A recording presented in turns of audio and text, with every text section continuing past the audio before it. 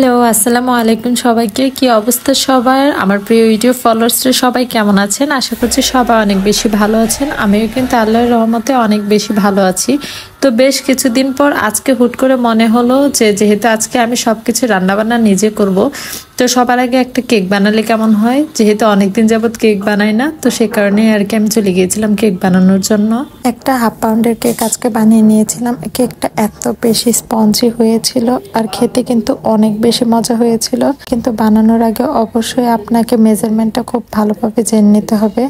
আর যারা কেক বানাতে এখনো খুব ভালোভাবে পারফেক্টলি বানাতে পারেন না, তারা কিন্তু চাইলেই আমার পেজ প্লাস হচ্ছে আমার ইউটিউব চ্যানেল, দুই জায়গায় হচ্ছে রেসিপিটা দেওয়া আছে, তো আপনারা দেখে নিতে পারবেন। আর কেক বানানোর সময় কিন্তু চিনির ব্যালেন্সটা আসলে অনেক বেশি বুঝে শুনে দিতে হয়, কারণ অনেকের ক্ষেত্রে কিন্তু চিনিটা একটু কম খেতে পছন্দ করে, আবার অনেকে হচ্ছে চিনিটা একটু বেশি খেতে পছন্দ করে। বাট আমি হচ্ছে মিডিয়াম টাইপেরই হচ্ছে চিনি দিই, অনেক বেশিও না আবার একদম কমও না। যেহেতু আমার বাসায় হচ্ছে ডায়াবেটিক্সের রোগী আছে, আর মিষ্টি জিনিস দেখলে কিন্তু তারা অনেক বেশি খেতে পছন্দ করে, তো সে কারণে আমি একটু কম করেই হচ্ছে চিনিটা দিয়েছি। আর আপনাদের যদি হচ্ছে চিনি জাতীয় জিনিস খেতে ভালো লাগে, তো আপনারা হচ্ছে একটু চাইলে বাড়িয়েও দিতে পারবেন। আর আমি ভেবেছি নেক্সট একটা কেক বানাবো, যেটা হচ্ছে আমি সম্পূর্ণ হচ্ছে চিনির পরিবর্তে মধু অ্যাড করে আমি সেই কেকটা বানাবো। আর সেই কেকের রেসিপিটাও আপনাদের সাথে আমি অবশ্যই শেয়ার করব। একটু ছোটোখাটো করে এই কেকটা বানিয়েছিলাম, আসলে হুট করে মন চাইলেও তাই বানিয়ে ফেলেছি। বাট আমি কেক বানালেও কেক খেতে খুব একটা পছন্দ করি না, বাট কেক বানাতে কেন জানি না ভালো লাগে। আর যখন দেখি কেকগুলো হচ্ছে পারফেক্ট হয়, তখন কিন্তু বানানোর আগ্রহ আরও বেশি বেড়ে যায়।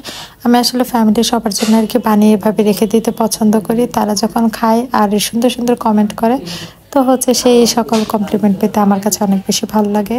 এখন চলে আসি মেন কথায়। সামনে যেহেতু আমার প্রিয় মানুষের হচ্ছে বার্থডে, তো তখন আমি ভেবেছি সবার প্রিয় মাড কেক তখন আমি বানাবো, আর সেটার রেসিপি আপনাদের সাথে শেয়ার করব। এটা একদম অথেন্টিক যে রেসিপি সেটাই বানাবো আর আপনাদের সাথে শেয়ার করব, যাতে এই 1000 টাকা খরচ না করে আপনাদেরকে আর মাড কেক কিনে খেতে না হয়। তো সে কারণেই আর কি।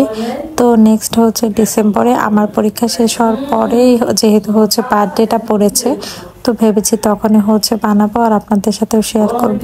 আর সবাই খাওয়ার পর কীরকম রিয়াকশন দেয় সেটাও হচ্ছে একটা রিয়াকশন ভিডিও ভেবেছি আপনাদের সাথে আমি শেয়ার করব। যাই হোক, এখন বলে দিই যে বাসায় বানানো এইসব হচ্ছে বেকারি স্টাইলের কেকগুলো কিন্তু আপনারা ইজিলি ফ্রিজের বাইরেও যদি রাখেন, তাও 1 সপ্তাহ মতো একদম ভালো থাকবে। আর যদি ফ্রিজে রাখেন তাহলে 1 সপ্তাহ থেকে 10 দিন পর্যন্ত কিন্তু ভালো থাকে। আসলে আমি এতদিন পর্যন্ত রাখার সুযোগই পাইনি, কারণ কেকটা যত বড় করেই বানানো হোক না কেন, 3-4 দিনের বেশি তো আমার বাসায় হচ্ছে কেক থাকেই না। সব হচ্ছে হাবিস করে ফেলে বাচ্চা কাচ্চা প্লাস সবাই মিলে খেয়ে। তো যাই হোক, আজকের এই ছোট্ট ব্লগটি সবার কাছে কেমন লেগেছে তোমরা সবাই কিন্তু হচ্ছে কমেন্টে জানাতে পারো।